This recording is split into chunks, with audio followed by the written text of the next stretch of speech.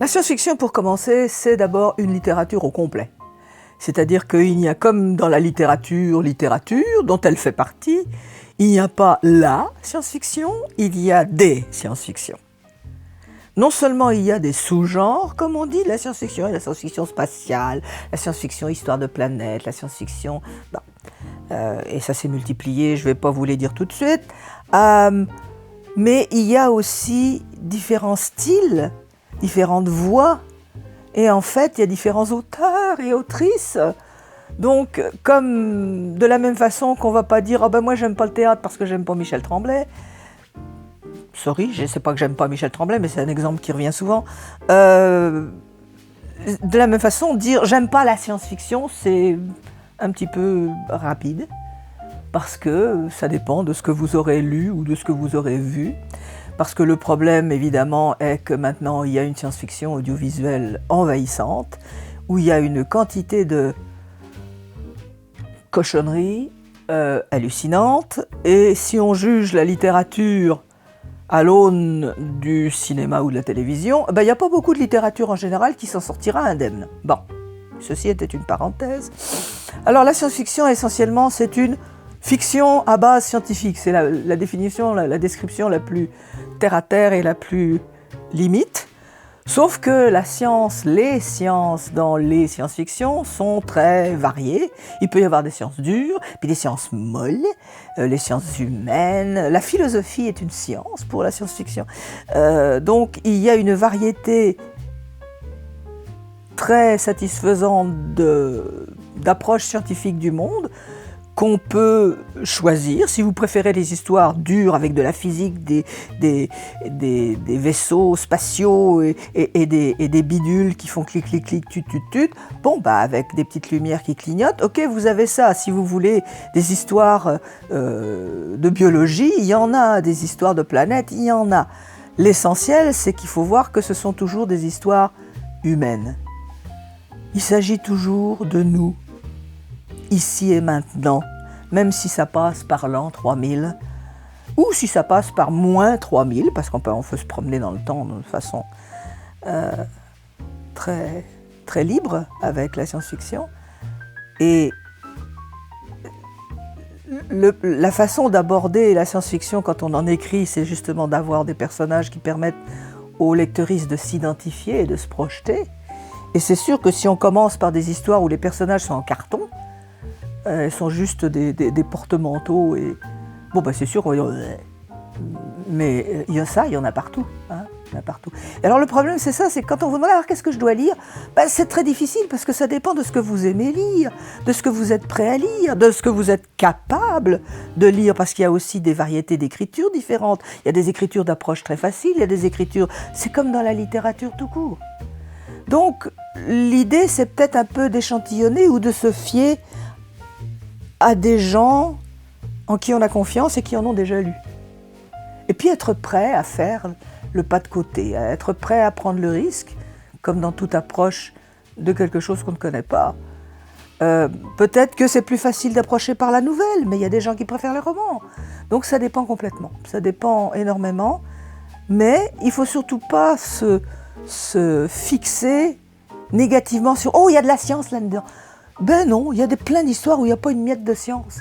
C'est essentiellement, plutôt, l'effet sur des consciences, des changements dans le milieu apportés par les sciences, les connaissances et les technologies qui en découlent. C'est ça qui nous intéresse. Moi, il ne m'intéresse pas de savoir comment fonctionne tel ou tel bidule. C'est de savoir quel effet tel ou tel bidule va avoir sur moi, sur les gens que j'aime, sur la société où je vis, sur le milieu naturel où je vis. C'est ça qui m'intéresse et c'est de ça que parle la bonne science-fiction. Évidemment, il y a un intérêt purement, je dirais presque poétique, dans la bébelle. Personnellement, j'adore me promener, non pas dans les magasins de fringues, mais dans les magasins de quincaillerie. Parce que la profusion de toutes ces bébelles et l'ingéniosité de toutes ces bébelles me ravit. Bon, mais c'est moi. Il y a pour tout le monde dans la science-fiction. Il y a la science-fiction très légère et il y a la science-fiction, comme je disais, dure, où il faut vraiment jouer le jeu scientifique et savoir de quoi il retourne pour comprendre la beauté de la chose. On peut choisir, c'est tout. La fantasy, c'est autre chose. La fantasy, c'est plus près de ce que nous connaissons justement par le biais des contes, légendes, mythes, etc. C'est l'imaginaire mondial, c'est l'imaginaire collectif. C'est quelque chose qui est beaucoup plus proche de nous et qui est intemporel d'une certaine façon. Quoique la fantasy aussi nous parle de nous. Elle peut nous parler de nous. Alors c'est là aussi, c'est un genre où il y a toutes sortes de déclinaisons différentes. Il y a de la fantasy dure, avec épée, gros muscles, combat et hémoglobine dans tous les azimuts. C'est pas celle qui m'intéresse du tout. Mais elle peut être très rigolote à lire pour qui aime les histoires d'aventure musclées. Bon. Et il y a de la fantaisie douce, puis il y a de la fantaisie au milieu. La fantaisie douce, ça peut être beaucoup plus poétique, beaucoup plus proche du rêve. Et il y a de la création de monde dans la fantaisie, exactement comme dans la science-fiction. C'est pour ça que ça ne me dérangerait pas d'écrire de la fantaisie, sauf que je ne suis pas capable de passer à ce niveau de non-réalisme-là. Donc j'écris de la fantaisie uchronique, des univers parallèles où il y a quelque chose qui, pour les habitants de ces univers, fonctionne comme de la magie, mais n'en est peut-être pas. Mais c'est le plus loin que je peux aller. Alors la fantaisie aussi, donc, il y a de la fantaisie rigolote, il y a Terry Pratchett. Enfin, la science-fiction comme la fantasy, quand on commence à les découvrir et à se rendre compte de la simple quantité et variété de textes disponibles, c'est comme découvrir un continent nouveau, quoi. C'est extraordinaire, c'est ce qui m'est arrivé quand je l'ai découvert. Mais il faut avoir envie, il faut être en résonance avec le « ouais, ça se peut pas, mais ça se peut sur un autre niveau ». L'histoire qu'on vous dit toujours qu'il y a des mensonges qui sont plus vrais que la vérité, ben c'est la description même de la fiction. Et il faut être prêt à jouer ce jeu-là, que ce soit dans la science-fiction ou la fantasy. Le fantastique, c'est encore une autre paire de manches. Alors lui, théoriquement, le fantastique, c'est le plus proche du réel, de l'ici et maintenant, parce que justement, le fantastique repose, comme la science-fiction et la fantasy, mais beaucoup plus sur un effet de contraste. Alors on a le monde ordinaire que nous connaissons bien, les voitures, les téléphones, l'épicerie, etc., etc. Puis tout d'un coup, au milieu de ce quotidien très quotidien, pouf, arrive un monstre à tentacules, ou quelque chose d'un petit peu plus original, bon, mais c'est ça, le fantastique repose essentiellement sur ce contraste-là. Il y a quelque chose qui ne peut pas arriver, dont toute notre vision consensuelle du monde nous dit « c'est pas possible » et ça arrive. Et alors là, qu'est-ce qui se passe? Voilà. En gros, le mouvement du fantastique, les 3/4 ou les 9/10 du fantastique, c'est ce mouvement-là. C'est l'irruption de ce qui se peut pas. Alors ça peut être le refoulé, ça peut être les monstres du refoulé, mais c'est ça. Il y a un fantastique moderne beaucoup plus soft. La réaction à ce qui se peut pas est plus ouverte. Et ça, c'est intéressant. Parce qu'enfin, il y a plusieurs réactions possibles au fantastique. Quand le truc qui se peut pas arrive, vous avez quel genre de réaction? Alors vous pouvez vous enfuir, vous poussez un hurlement d'horreur et vous vous évanouissez, vous poussez un hurlement d'horreur et vous mourrez sur place, crise cardiaque. Vous sortez votre mitraillette et vous dézinguez le monstre. Ou bien, et ça c'est le fantastique plus doux, vous dites « Oh !» Non, ça en fait c'est la science-fiction, c'est « Oh !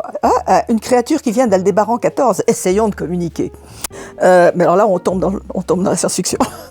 Mais dans le fantastique plus doux, moderne, il y a une approche qui dit « Oui, tout se peut. J'ai pas besoin forcément de m'enfuir, j'ai pas besoin de m'évanouir, j'ai pas besoin de tirer à la mitraillette. Je peux juste accepter, trouver que c'est intéressant ou joli et passer. » Et ça, je trouve ça intéressant comme mouvement. Alors ça, c'est les 3 variétés des genres, là. Personnellement, je préfère la science-fiction et la fantasy. Je n'ai écrit, je pense, qu'un texte de fantastique. publié, un autre que j'ai perdu parce qu'il m'avait fait peur quand j'étais petite, que je réécrirai peut-être un jour, faudrait voir qu'est-ce que j'écrirai aujourd'hui avec cette histoire-là. Ça va? Oui. Ce qu'il y a de sournois avec les genres de l'imaginaire, c'est que vous en avez tous lu. Que ce soit de la science-fiction, du fantastique, de la fantasy, vous en avez lu, que ce soit sous forme de bande dessinée quand vous étiez petit, parce que je considère que la bande dessinée est un genre littéraire, pas cheval, mais vous en avez lu parce que ce sont des histoires qui ne sont pas forcément identifiées, étiquetées comme telles. Ou alors ce sont des histoires dont on vous dit « Ah oui, mais c'est trop bien pour être de la science-fiction, de la fantasy ou du fantastique, n'est-ce pas ?» C'est pas vrai.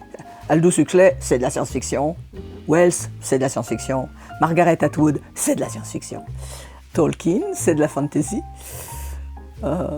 Et les contes et légendes, qu'ils soient québécois, iroquois ou brésiliens, c'est du fantastique ou de la fantasy.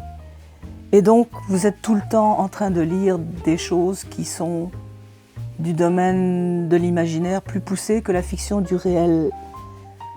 Je me mois ici, roman savant. Heureusement, parce que sinon on s'ennuierait un peu. Mais on a droit à toutes les lectures, hein, c'est ce que disait Pennac.